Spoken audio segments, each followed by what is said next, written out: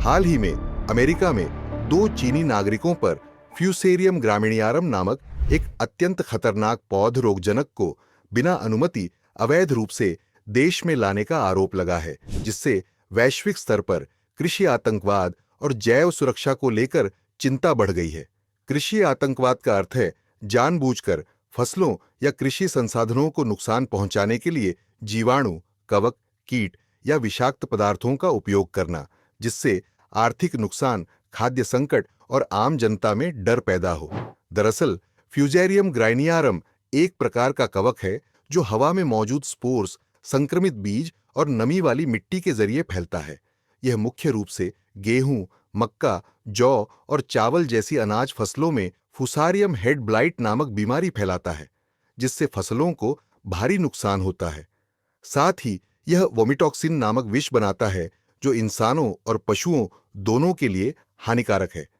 इससे न केवल अनाज की पैदावार घटती है, बल्कि दाने सड़ जाते हैं और खाने योग्य नहीं रहते, और इससे इंसानों और पशुओं को उल्टी, बुखार, दस्त जैसी बीमारियां हो सकती हैं।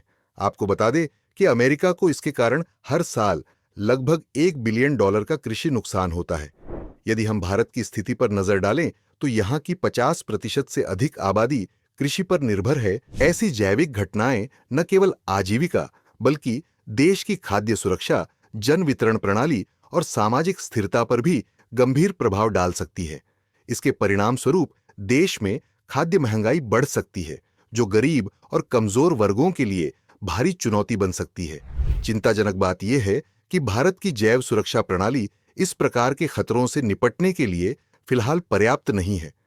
यहाँ एक समर्पित राष्ट्रीय कृषि जैव सुरक्षा नीति, प्रशिक्षित मानव संसाधन और आधुनिक निगरानी व्यवस्था का अभी भी अभाव है।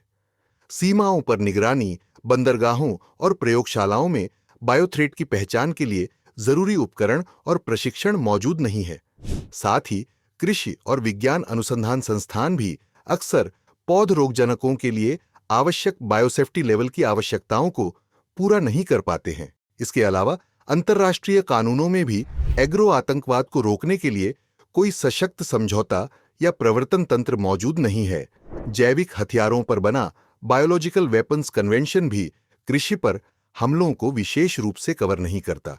इसलिए ऐसा माना जा रहा है कि भारत के लिए एक समग्र रणनीति की आवश्यकता है, जिसमें एक समर्पित एग्रीकल्चरल बायोसिक्योरिटी अधिनियम बनाना शामिल है, जो सीमा सुरक्षा एजेंसियों और वैज्ञानिक संस्थानों को प्रशिक्षित करे और एआई व उपग्रह प्रौद्योगिकी की मदद से फसलों की निगरानी प्रणाली को सशक्त बनाए।